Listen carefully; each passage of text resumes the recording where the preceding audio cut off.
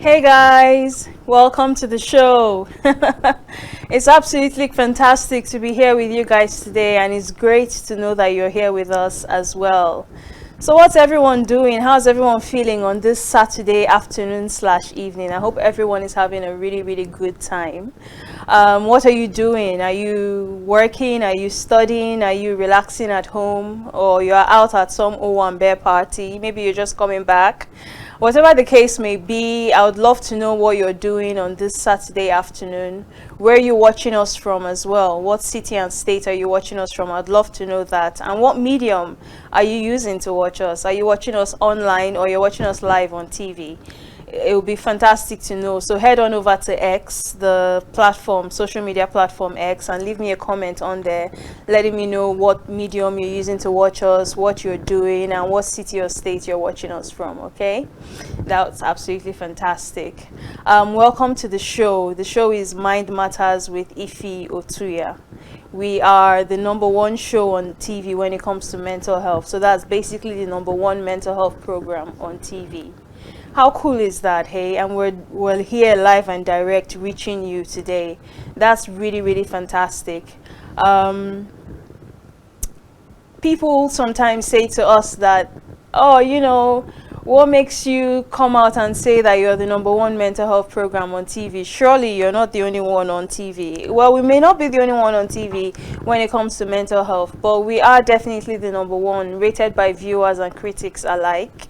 One of the reasons why we're the #1 mental health talk show on TV, or the #1 mental health program on TV, period, is the fact that we create a safe space to have open, relatable conversations about mental health.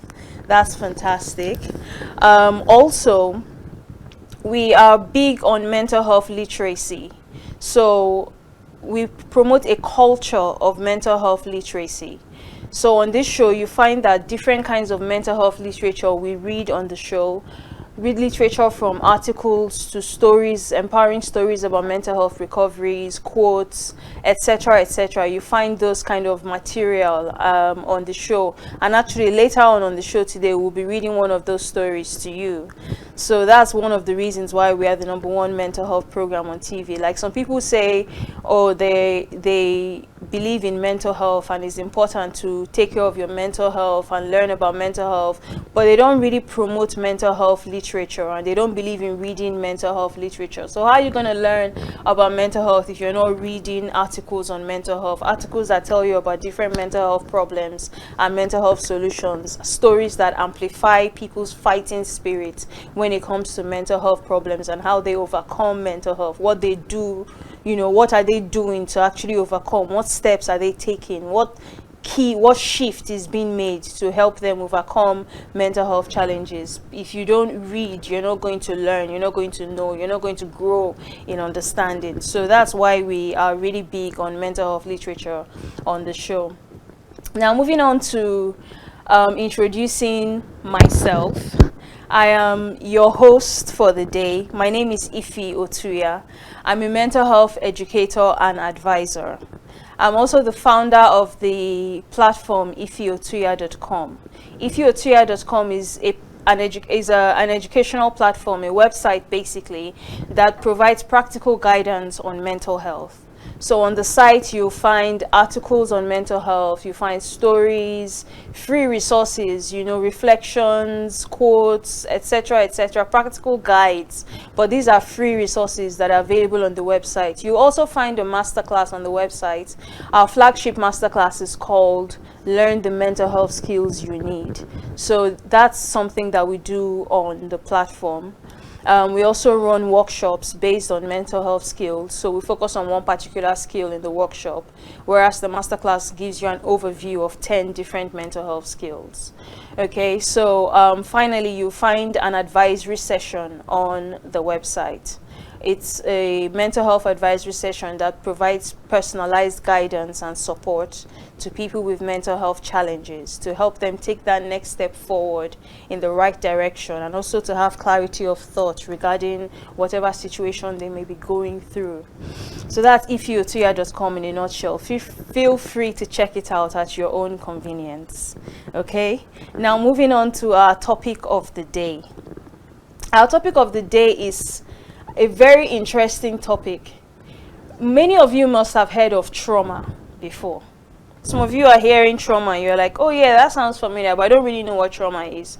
Today we'll be looking at stuff like that. Our topic of the day is post-traumatic stress disorder explained. So that's post-traumatic stress disorder explained.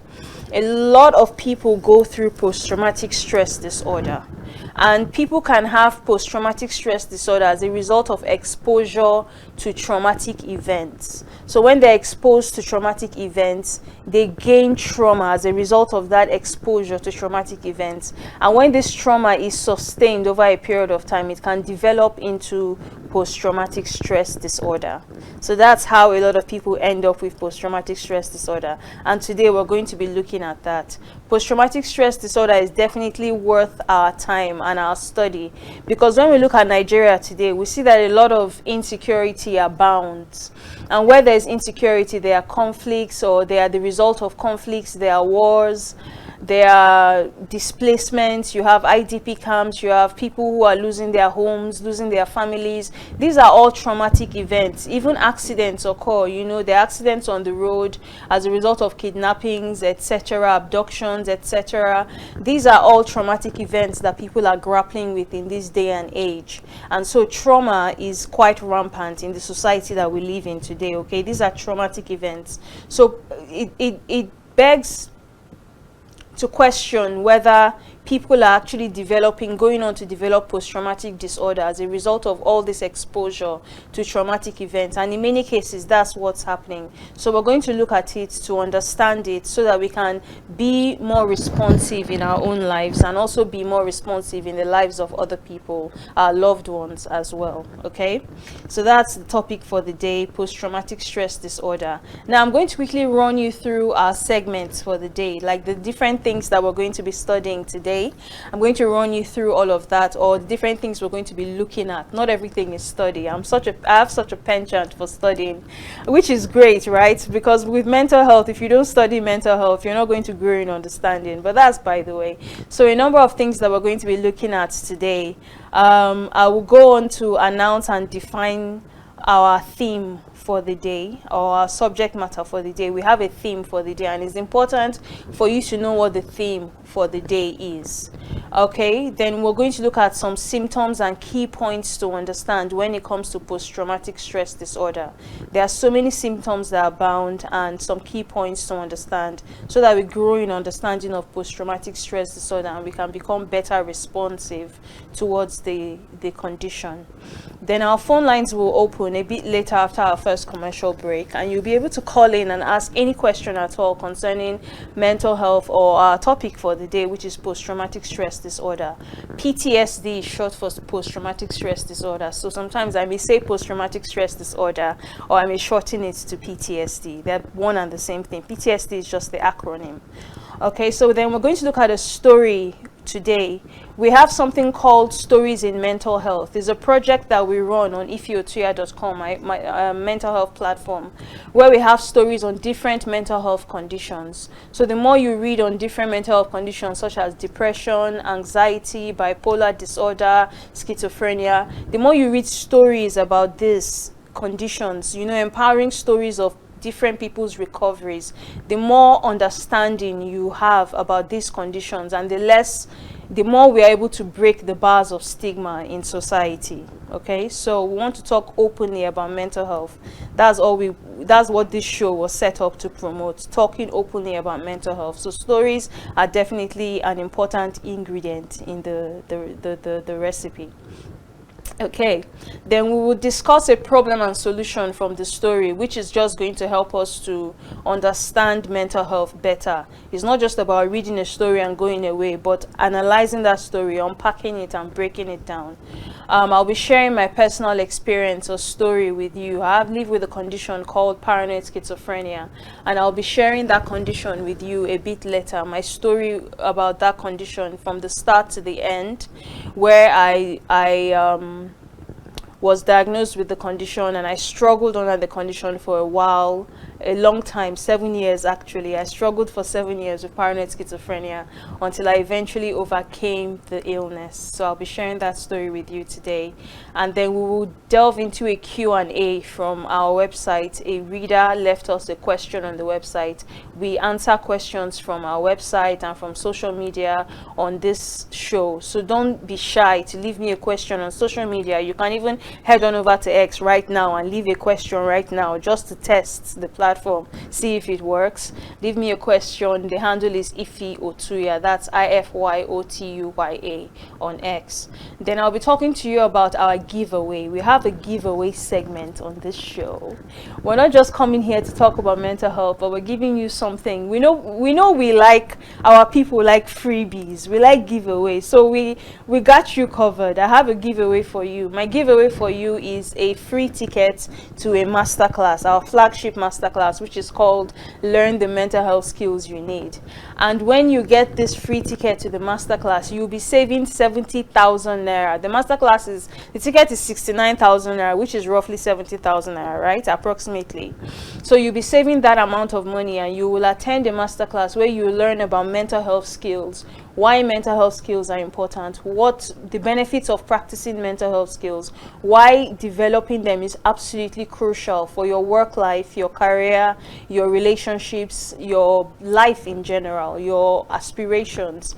You need to have mental health skills as something in the bag that you take with you, a tool that you take with you, so that you can stay on top of your game. So we'll be looking at that. We're giving away free tickets to that masterclass where you'll be learning about all of these mental health skills and walking away like a mental health pro. So the masterclass segment will come, and to be eligible for the masterclass, you have to know what the theme of the day is. So when I announce what the theme of the day is, please open your ears and pay attention, because you will know the theme of the day. You will go on X and you will write the theme of the day back to me. That's how you win the masterclass ticket. I'll pick people randomly. Okay, the next masterclass is in June. We're giving away tickets to both June and July and future editions as well. Okay, so then we'll go on to the quote of the day, 4 ways that we can help you, and we'll round up. We'll wrap up the show today. We'll close. So it promises to be an exciting time. That's what you can expect on the show today. So quickly, let's look at our subject matter, or our theme of the day. Our theme of the day is PTSD, post-traumatic stress disorder. Please memorize that, learn it, know it, because this is the theme of the day. To be eligible for the masterclass ticket, you need to know this. It's post-traumatic stress disorder, and PTSD is a mental health condition that changes the way a person thinks, feels, and behaves, and also interferes with how they navigate everyday life. So that's the definition of PTSD. The definition of PTSD is, it is a mental health condition that changes the way a person thinks, feels, and behaves, and also interferes with how they navigate everyday life.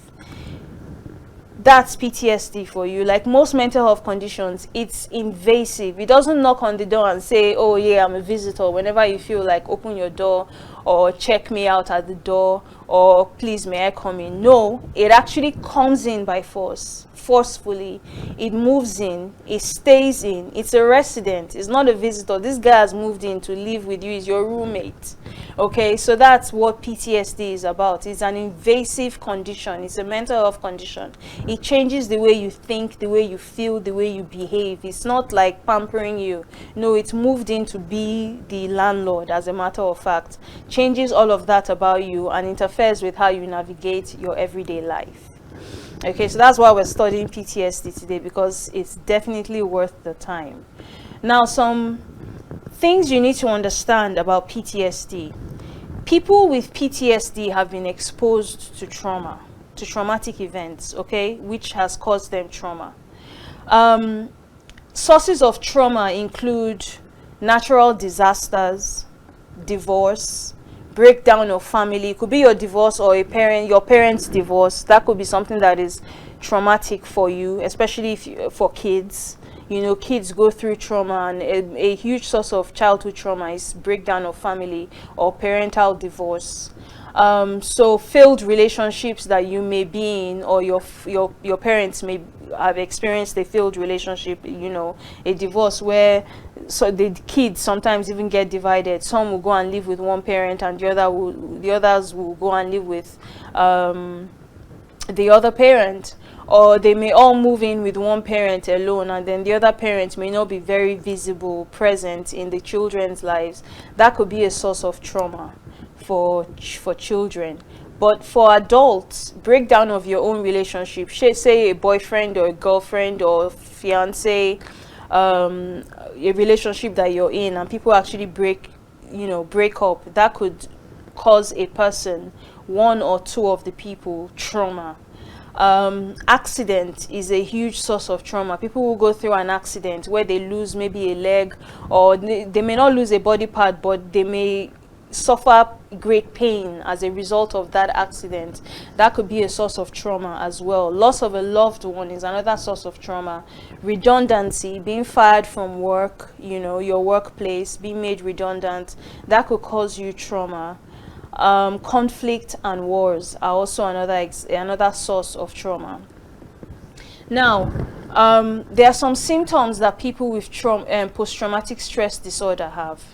Okay, it's important to know what the symptoms are so that you can become better responsive to those symptoms. If you see that these are symptoms that you are exhibiting, I advise you to seek the help of a mental health professional, or to, if it's not that overwhelming and you want to step up and be more, you know, responsive in your own mental health, you could use mental health skills.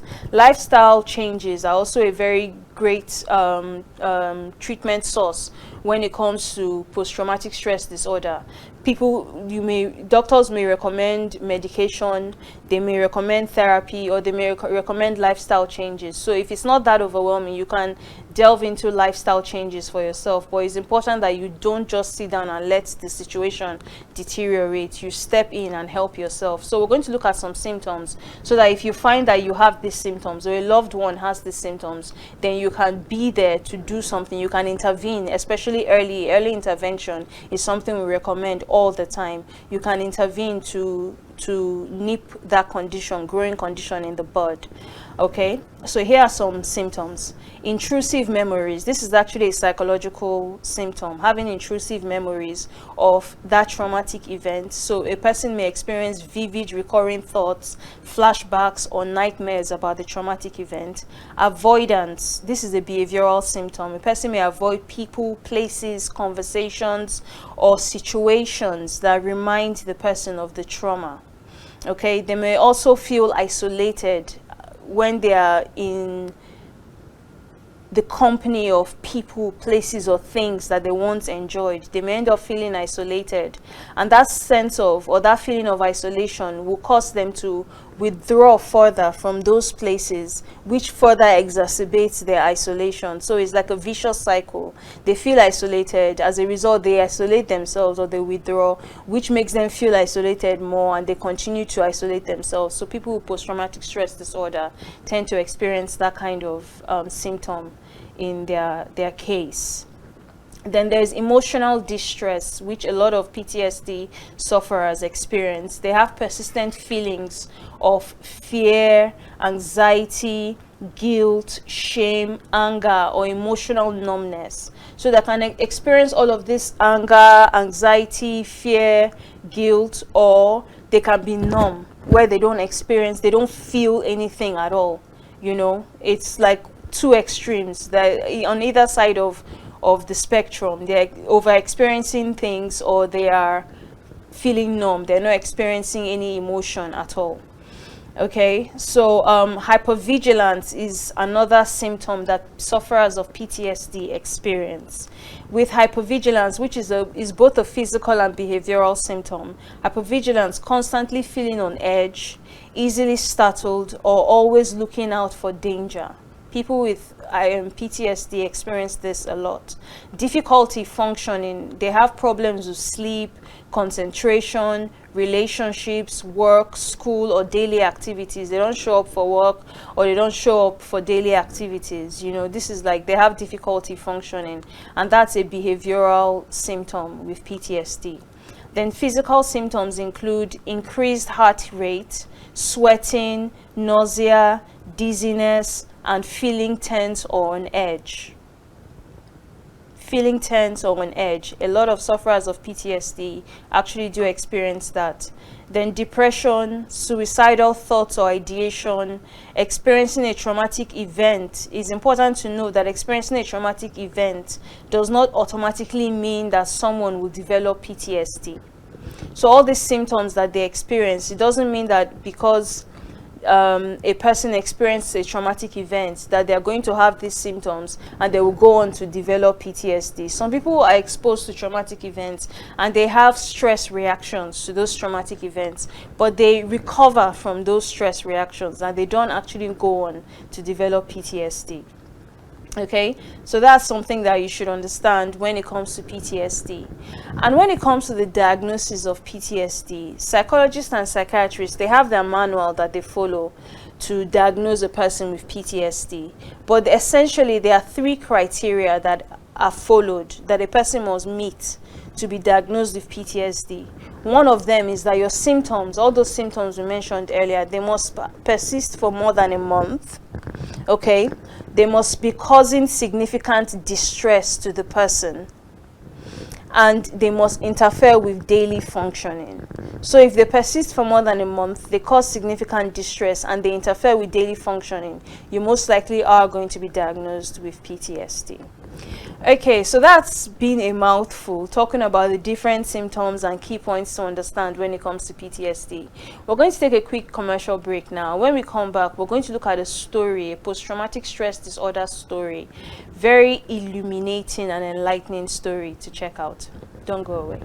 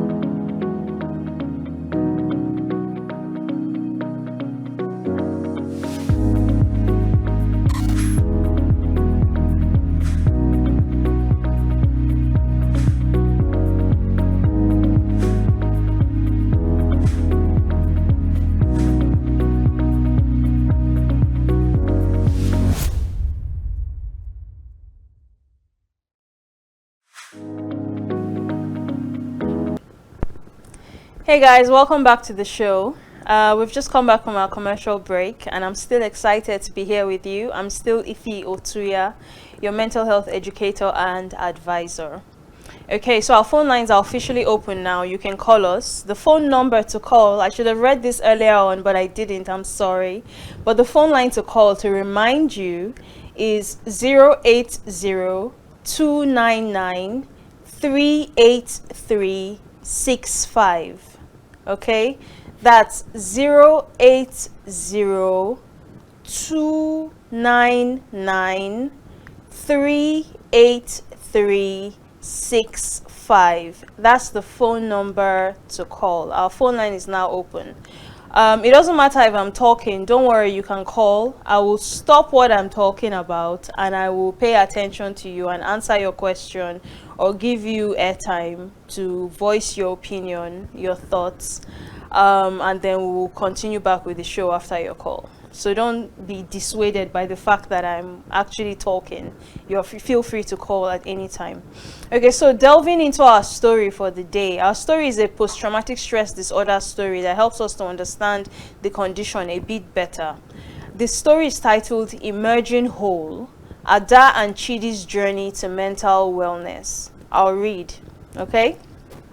Remember, we are the show that promotes a culture of mental health literacy. So here's mental health literature for you. Let's read together. Once upon a time in Lagos, Nigeria, there lived a determined and ambitious young woman named Ada. She was full of dreams, seeking to break barriers and make her family proud. Ada was well known in her community for her infectious smile and her compassionate heart. One fateful day, Ada witnessed a tragic incident that left an indelible mark on her soul. A devastating fire engulfed a nearby building and she rushed to help those trapped inside. Oh no! Despite her efforts, she couldn't save everyone. The haunting memories of that day began to manifest in her life and she started experiencing vivid nightmares and overwhelming anxiety. This is a traumatic event she's experienced, and now she's experiencing, as a result of that traumatic event, she's experiencing trauma in the form of vivid nightmares and overwhelming anxiety. Now, as Ada tried to hide her pain, her close friends noticed her withdrawing from activities she once loved. She became distant, fearing that if she shared her feelings, people would see her as weak. One evening, her childhood friend Chidi noticed Ada sitting alone by the river, tears silently streaming down her cheeks. Concerned and determined to help, Chidi approached Ada with empathy and understanding. He gently reminded her that vulnerability wasn't a sign of weakness, but a testament to her strength in facing her struggles. Chidi shared stories of his own challenges, breaking down the walls of stigma around mental health. Together, Ada and Chidi began a journey of healing and self-discovery. How exciting! They attended support groups, seeking comfort in knowing they weren't alone. Ada found solace in creative expression, starting to write poetry that beautifully depicted her emotions. Through her words, she conveyed the essence of her pain, but also the strength that laid within her spirit. As Ada's words reached others in the community, they began to understand the invisible battles she faced. People rallied around her, offering support and love, no longer stigmatizing her pain. Her poetry inspired other youths who had their own struggles, helping them find courage to share their stories too. In time, Ada's healing journey allowed her to find a sense of purpose beyond her own experiences. How exciting is that?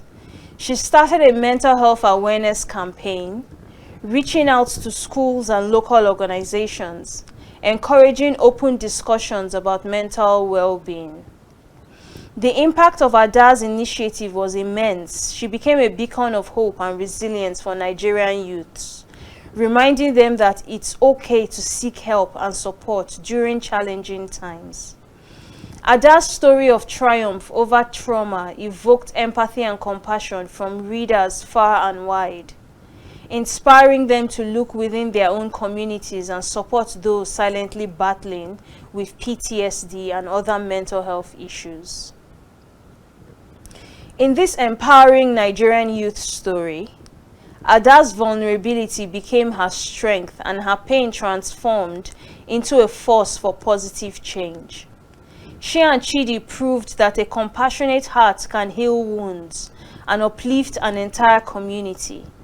Together, they exemplified the power of empathy and reminded everyone that healing is possible when we stand together as one. This is an empowering and truly positive story. To go from the darkness of nightmares and overwhelming anxiety to not just recovering yourself, but to now empowering others. This is Ada's story, and she couldn't have done it without Chidi supporting her. Now, I have a question for you, and the question reads, Ada and Chidi didn't suffer from PTSD, but they felt called to support others who did, as a result of their own sensitivities. What makes this story truly empowering? Now let's highlight what makes this story empowering. This story touches on some very powerful points, such as overcoming challenges. The story teaches us how to overcome challenges. It touches on compassion and empathy, touches on breaking stigma, community support, inspiring others, embracing vulnerability. We saw how Chidi encouraged Ada to embrace her own vulnerability, not trying to be tough and manly all the time, as a lot of people in society are. I'm tough, I don't cry, I don't think, I don't this, I don't empathize. If you don't empathize, you can end up being a sociopath or a psychopath. You have to have emotional intelligence. It's not just empathizing with your own lows, not just empathizing with your own lows or your own emotions, but also empathizing with other people's emotions as well, their highs and their lows. Okay, so it touches on promoting healing and also touches on cultural representation. We find that by setting the story in Lagos, Nigeria, the narrative empowers Nigerian youths by showcasing relatable characters dealing with real-life challenges. Now, this representation is essential in inspiring young readers who can identify with the characters and their experiences. You don't even have to just be a Nigerian youth. Like I talked about empathy earlier. You don't have to be a Nigerian youth to empathize. You could be a busy professional. You could be a middle-aged person. You could be a grown adult. You could be an elderly person. Seeing that someone else, another human being, is struggling with something, a traumatic event, an emotion, you should be able to empathize with them because you are a human being. Okay, so in summary, the story is empowering because it showcases the strength of compassion, the importance of community support, and the impact of individuals who are willing to break barriers to help others. It emphasizes that one doesn't need to personally experience a specific struggle to make a meaningful difference in the lives of those who do. Through empathy and understanding, Ada and Chidi's actions ripple through their communities, encouraging others to embrace vulnerability and to promote healing. Now let's look at the problem and solution as highlighted in this story. We find that Ada herself, because she witnessed a burning building, okay, so she witnessed a burning building, and she, as well as some other people, passers-by, I imagine, were intervened. They tried to rescue survivors out of the building, those that were trapped in the building. They tried to rescue them out of the building, but they were not able to rescue everybody, and some people died. And that was the trigger for Ada. That was what triggered her trauma, you know, her feeling of trauma, her stress response, the nightmares, and the overwhelming anxiety. That was what triggered all of it, that experience, that traumatic event. Now, some of us experience traumatic events, okay, but we find that in this story, something that worked, something that was quite powerful, was that she let someone else in. She let Chidi in. She was lucky to find Chidi, or to have Chidi, a friend of hers, who saw her crying by the river one day, feeling very downcast. And he asked, what's going on? And she confided in him. Some people won't confide in the other person. They want to bottle it all up. They want to shoulder the responsibility alone. You should never walk your mental health journey alone. Confide in a loved one, a friend, a family member, a trusted person. Mental health professionals, there are peer support networks, there are support groups that you could reach out to. You will find people like yourself there dealing with different kinds of things, people you can relate with, you can identify with, you can confide in. You can find a trusted. Don't just talk to anybody, because it may we live in a society that still stigmatizes people for mental health. It may come back to pinch you, but find someone you can trust in and confide in that trusted person. Build your social support network. Okay, build that network. Put certain people in that network. Scout them if you must. Mental health professionals, people from support groups, family members, friends. Scout them and put them in your support network and confide in them. This is what I'm experiencing. This is what I'm dealing with. Imagine she was dealing with nightmares about that horrific event. She was dealing with overwhelming anxiety. Maybe she was even having panic attacks, who knows, but she confided in Chidi, and there was something that Chidi did that was so powerful. He gently reminded her that her vulnerability wasn't a sign of weakness, but a testament to her strength. Her vulnerability. Some people will tell you, don't be vulnerable. Only suckers are vulnerable. Only simps are vulnerable. Only weak men are vulnerable. Only weak women are vulnerable. Don't be vulnerable. Shine your eye. Go get it. Be tough. Be hard. But how hard do you want to be all the time? You can't be hard all the time. As a human being, you're not designed to be that kind of person. Sometimes you need to take things gently. You need to identify with the way that you're feeling. If you're feeling low, you need to be able to say, this is how I'm feeling. I'm feeling sad. I'm feeling angry about this. I'm feeling withdrawn. I don't feel like relating with people. I'm feeling depressed about that. I'm feeling anxious. You need to be able to connect with the way you're feeling and acknowledge the way that you're feeling, process that feeling and move past it. Nobody's saying you should stay at that altar and dwell there. Process that feeling, learn from it, validate yourself and move past it. Okay, so that's a problem and solution. So the solution to Ada's problem was that she confided in someone, and that person that she confided in happened to be the right person, and that person helped her to come out of that feeling, and together they explored empowering initiatives. They not just empowered themselves, but they empowered members of their community as well. Now, I will move on to share with you my story with paranoid schizophrenia. It's not PTSD, but it draws some parallels with this story that we've just read.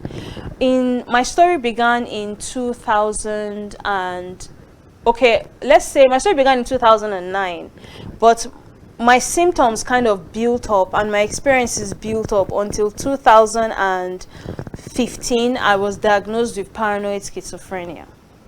Now, when I was diagnosed with paranoid schizophrenia in 2015, that was the first time I'd ever heard about the condition paranoid schizophrenia, right?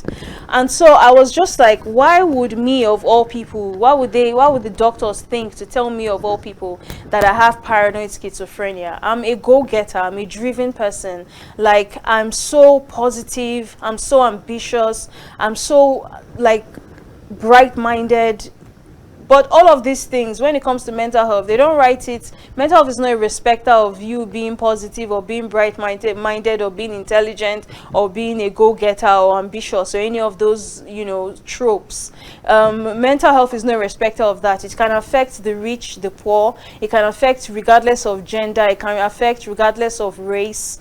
Okay, regardless of economic status or social status, how popular you are or not popular you are, it can affect you, it can come upon you. So when I was diagnosed, I refused to accept the diagnosis because I just felt that I was the wrong candidate for that kind of illness.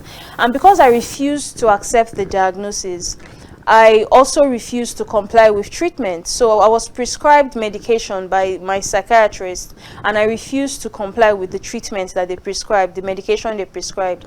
Now, as a result of this fighting with myself, this internal turmoil that manifested externally, as a result of that, I was relapsing again and again, and I was going back to the hospital again and again. I was being hospitalized again and again. I just didn't want to accept that I had this condition, and there was nothing anybody could say to me to make me accept that I did indeed have that condition, you know. So as I relapsed again and again, my life, I got to a point where I was just tired of the trajectory of my life, like relapsing again and again. Who wants that for themselves? You know, someone writes a story, your life story about you, and like 80% of what they're talking about is paranoid schizophrenia. No one wants that for themselves. No one wants the mental illness to be at the forefront, to overshadow everything else, overshadow your dreams, your aspirations, your other achievements, your accomplishments, everything about you, you know. And so I reached my turning point where I badly wanted to see a change in my life. And as I badly wanted to see a change in my life, I decided that I was going to embrace the illness. So I embraced the diagnosis, and I also embraced the treatment. And something sort of miraculous happened for me. As I embraced the treatment and I embraced the diagnosis, it was almost as if I felt so empowered. I was like, yes, I have paranoid schizophrenia, but so what? It's not the end of my life. I'm still going to do great things. I'm going to do so many amazing, dope things. I'm going to write my story from here on, you know, and it's going to be an exciting and amazing story. It's going to be a marvelous story, a story of success, a story of growth, a story of love and self-appreciation. So I didn't stop there, just embracing the treatment and embracing the diagnosis. I began to empower myself by writing. I started to write articles and stories and reflections to change my mindset about mental illness, to give me a new mindset that was welcoming of mental illness and was actually truly understanding of mental illness. The more I did that, the more I wanted to also help other people as well. So I began to write for other people, and then I launched my website where I began to publish all of these articles and stories, etc., on the website, and that's how we have the website today. And in a nutshell, to tell you how things have turned out, I don't struggle with paranoid schizophrenia anymore. Okay, I don't struggle. Doctors say that once you have the condition, you live with that condition forever, but I don't have the symptoms. The symptoms are now non-existent. They don't come up anymore. I don't struggle with paranoid schizophrenia, and it seems like a miracle because for 7 years, I was stuck in this cycle, struggling day in, day out, but I'm at the place where I don't struggle with paranoid schizophrenia anymore. Now, we're going to take a short break, and when we come back from this break, I'm going to tell you how my story tallies with the story that we read earlier. What is similar in terms of the problem and solution, the turning points that I reached, the way that things changed for me. How is that similar to the story that we read earlier? Don't go away.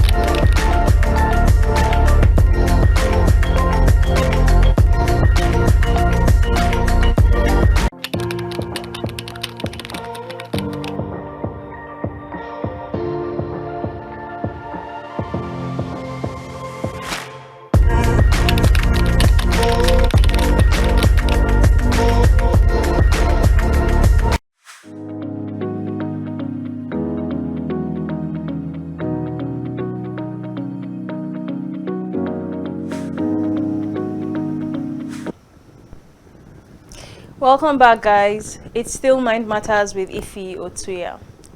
So, I was talking about my story earlier, and I said when we came back from the commercial break, or when we do come back from the commercial break, which we've just come back, I will tell you what's similar between my story and the story we read earlier. Now, a similarity between my story and the story we read earlier is the fact that I accepted help. Help was offered to me and I accepted. I didn't always accept help. Remember, for 7 years I struggled. I was like a mad, crazy woman running away into the wilderness, trying to find my way through life alone. Don't do that. So I accepted help. And the story we read earlier, we found that Ada accepted help as well when it came in the form of Chidi.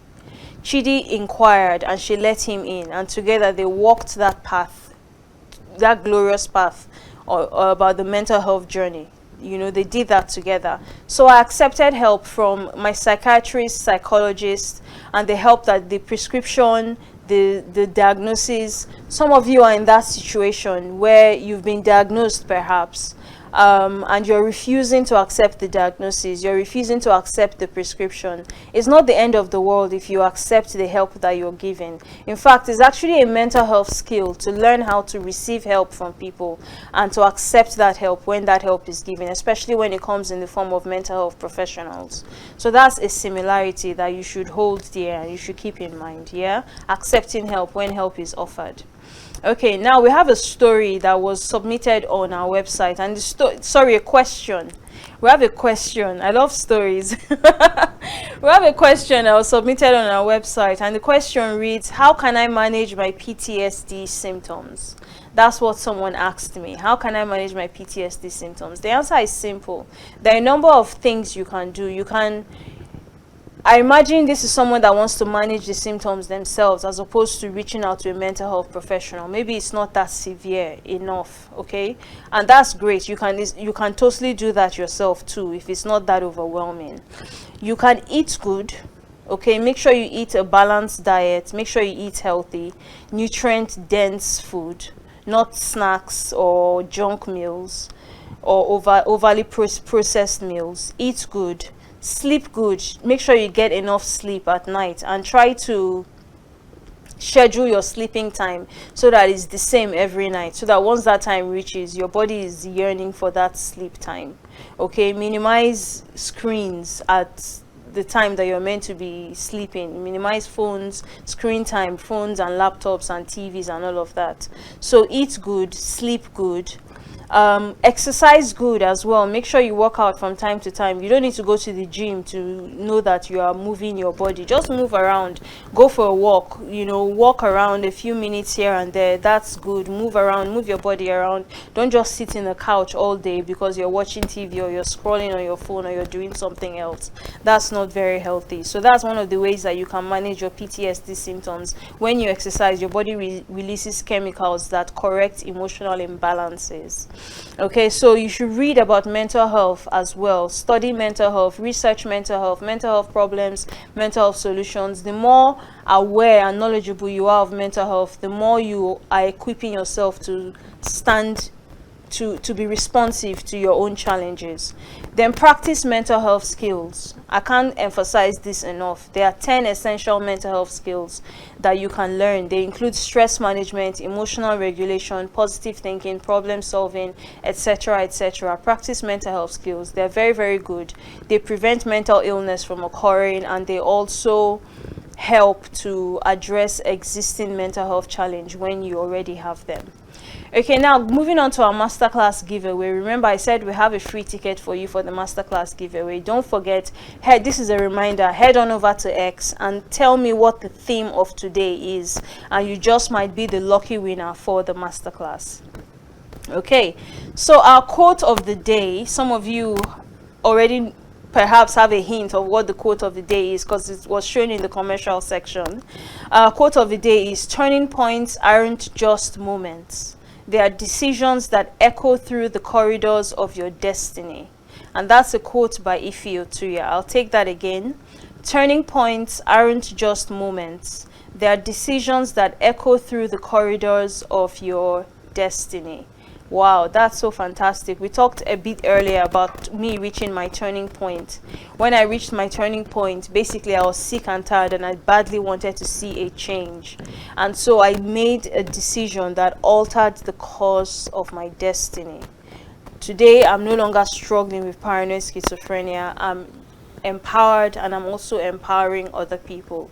So it's true that turning points aren't just moments, they are decisions that echo through the corridors of your destiny.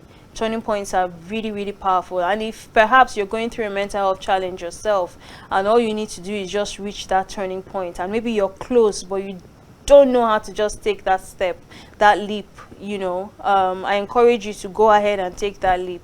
You could be altering the course of your destiny in a very, very positive light. Now I've got something to share with you guys. Okay, and this is perhaps my favorite, or one of my favorite sections every time we have this show.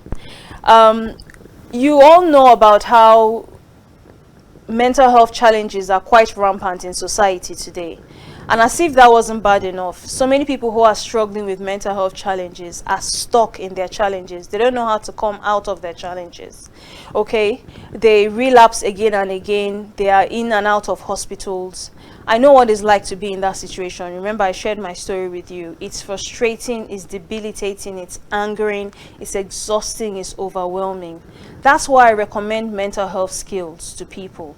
Learn mental health skills. When you learn mental health skills, you don't just address your challenges with ease and grace, but you actually overcome those challenges. Okay, you bring them from an all-time high to an all-time low. Okay, so definitely learning mental health skills is definitely important, and what's more, you live better and have a happier life. Now, if you need help with learning mental health skills, there are 4 ways we can help you on this show. Okay, 4 ways we can help you. One of them is the free resources on our website. You're absolutely welcome to visit those resources and use them as you please. We also have our masterclass on the website. The flagship masterclass is called Learn the Mental Health Skills You Need. Then we have the workshop, which teaches applying and practicing one particular skill given the face of any mental health challenge. Okay, so you can use that. And then finally, we have the mental health advisory session. So these are the 4 ways that we can help you. Don't do life alone. Don't do mental health journey alone. We're absolutely here at your disposal. Now we've come to the end of the show, guys. It's been such an honor riding today with you, and I look forward to next week. So until next time when we meet, let's talk openly about mental health.